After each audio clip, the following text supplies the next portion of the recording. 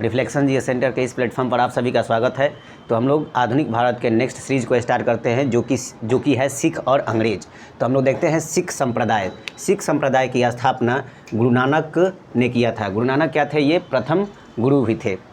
उसके बाद आता है कि अब समझते हैं कि सिख धर्म के जो संस्थापक गुरु नानक देव थे, इनके बारे में इन्होंने क्या क्या किया और इनके बारे में कुछ जानने की कोशिश करते हैं। पहला है कि सिख संप्रदाय के जो गुरु नानक देव थे, इनको जो आध्यात्मिक पुनर्जीवन की प्राप्ति हुई थी कार्तिक पूर्णिमा के दिन 1469 ईस्वी को। इन्होंने ही पहली बार गुरु का लंगर नामक निःशुल्क भोजनालय स्थापित किया था। ये गुरु नानक देव बाबर और हुमायूं के समकालीन थे। ये क्या थे? बाबर और हुमायूं के समकालीन थे। इन्होंने ही गुरु नानक देव ही ने अनेक स्थानों पर संगत और पंगत स्थापित किया, जो क्या करता था, जो सिखों को एक जगह स्थापित होने का एक माध्यम का काम करता था। इनकी मृत्यु 1538 ईस्वी में करतारपुर में हो गई। उसके बाद आते हैं सेकेंड गुरु अंगद। इनका कार्यकाल 1539 ईस्वी से लेकर 1552 ईस्वी तक था। ये दूसरे गुरु थे। इनका प्रारंभिक नाम लहना था। गुरु अंगद ने ही लंगर व्यवस्था को अस्थायी बना दिया और इन्होंने सबसे पहले गुरुमुखी लिपि आरंभ की। तो गुरुमुखी लिपि के किसने आरंभ किया था? तो गुरु अंगद ने किया था। इन्होंने लंगर व्यवस्था को अस्थायी बना दिया था। इनका प्रारंभिक नाम क्या था? लहना था। उसके बाद आते हैं हमारे नेक्स्ट गुरु अमरदास। इनका कार्यकाल 1552 ईस्वी से लेकर 1574 ईस्वी तक था। ये सिखों के तीसरे गुरु हुए। इन्होंने ही गुरु अमरदास ही ने ही हिंदुओं से पृथक होने वाले कई कार्य किए, जैसे कि हिंदुओं से अलग इन्होंने विवाह पद्धति लवन को प्रचलित किया। उसके बाद इन्होंने ही गुरु अमरदास को ही अकबर ने गोविंदवाल जाकर इनसे भेंट की तथा इनकी पुत्री थी बीबी भानी को कई गांव दिए थे। गुरु अमरदास जी ने 22 गद्दी की स्थापना की थी और प्रत्येक गद्दी पर एक एक महंत की स्थापना किए थे।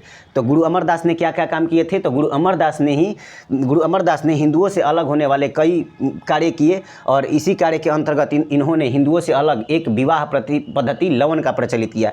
गुरु अमरदास जी ने 22 गद्दी की स्थापना किया था, जिस पर अलग अलग महंत की स्थापना किया था। नेक्स्ट गुरु आते हैं बीबी के पति रामदास। ये क्या थे? चौथे गुरु थे। इनका कार्यकाल क्या था? 1574 ईस्वी से लेकर 1581 ईस्वी तक।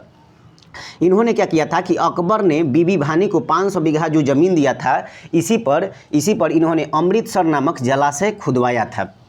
उसके बाद इन्होंने क्या किया कि अपने तीसरे पुत्र अर्जुन को इन्होंने गुरु बनाया, जिस कारण क्या हुआ? गुरुपद पैतृक हो गया। तो गुरुपद को पैतृक किसने बनाया था? तो गुरु रामदास सिखों के चौथे गुरु ने बनाया था। उसके बाद आता है सिखों के पांचवें गुरु अर्जुन देव। इनका कार्यकाल 1574 ईस्वी से लेकर 1581 ईस्वी तक था। ये सिखों के पांचवें गुरु थे।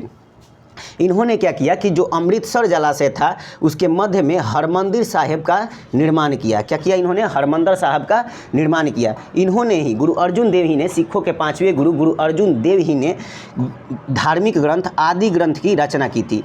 जो सिखों के धार्मिक ग्रंथ आदि ग्रंथ था, इसकी रचना किसने की थी? तो गुरु अर्जुन देव ही ने की थी।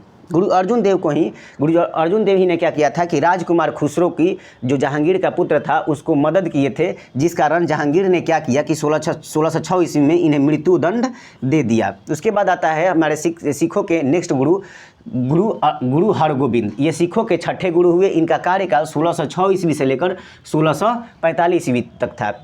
गुरु हरगोविंद ने सिखों को सैन्य संगठन का निर्माण किया तथा ये 2 तलवार बांधकर सिंहासन पर बैठते थे। इन्होंने ही अकाल तख्त का निर्माण किया। तो गुरु हरगोविंद ने ही क्या? सिखों के छठे गुरु अकाल तख्त का निर्माण किया था।